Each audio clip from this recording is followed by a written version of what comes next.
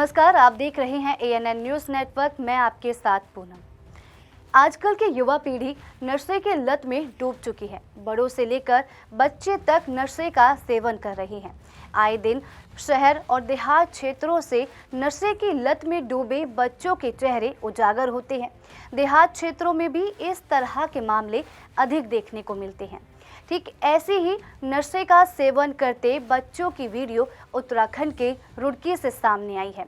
आखिर बच्चों को नशे का सेवन करने का पदार्थ कहां से मिला और इस मामले को लेकर गंभीरता से लेते हुए स्वपन किशोर MP देहात ने क्या कुछ कहा है, सुनिए। आपको बता दें कि शहर और देहात में कई बुक सेलर की दुकानों में प्रतिबंध के बावजूद भी सलूचलन फ्लूट जैसी वस्तुएं बेची जा रही हैं, जिससे बच्चे इसका सेवन कर रहे हैं। SP देहात का कहना है कि मामले में पहले भी कार्रवाई की जा चुकी है और दुकानों में लगातार कार्रवाई की जा रही है। साथ ही उन्होंने कहा, इस संबंध में सभी थाना प्रभारियों को निर्देशित किया गया है, वो इस मामले को गंभीरता से लेंगे।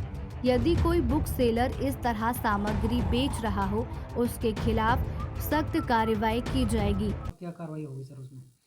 देखिए, इसमें मुख्य रूप से जो हमारे स्टेशनरी विक्रेता बंधु हैं, उनसे अपेक्षा की जाती है कि वे ऐसे बालक जो इसका दुरुपयोग कर सकते हैं, उनको इस तरह की सामग्री ना बेचें।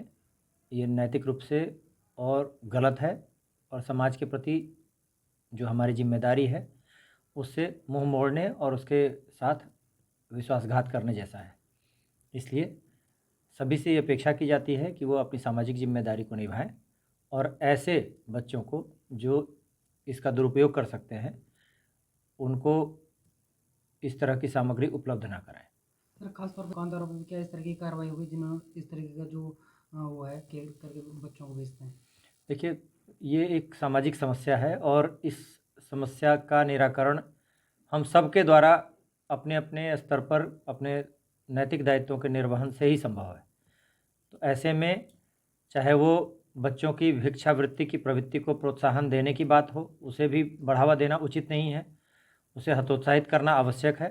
नहीं तो लोग एक तरह से एक पैसिव इनकम का सोर्स इसको बना के जीवन भर उसी में संलिप्त रहते हैं और कभी उससे मुख नहीं मोड़ते, ना कोई अन्य सकारात्मक रूप से जीविकोपार्जन करने का माध्यम ढूंढते हैं।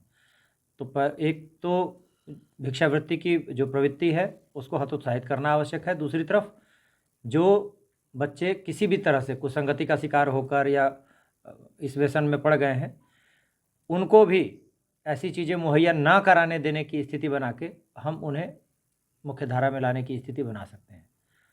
तो सबसे ये अपील है, अनुरोध है, अपेक्षा है कि वे इस दृष्टि से सतर्क रहें और अगर कोई ऐसी बात प्रकाश में आती है तो निश्चित रूप से नज़दीकी थाने चौकी को या हम लोगों को सूचना दें।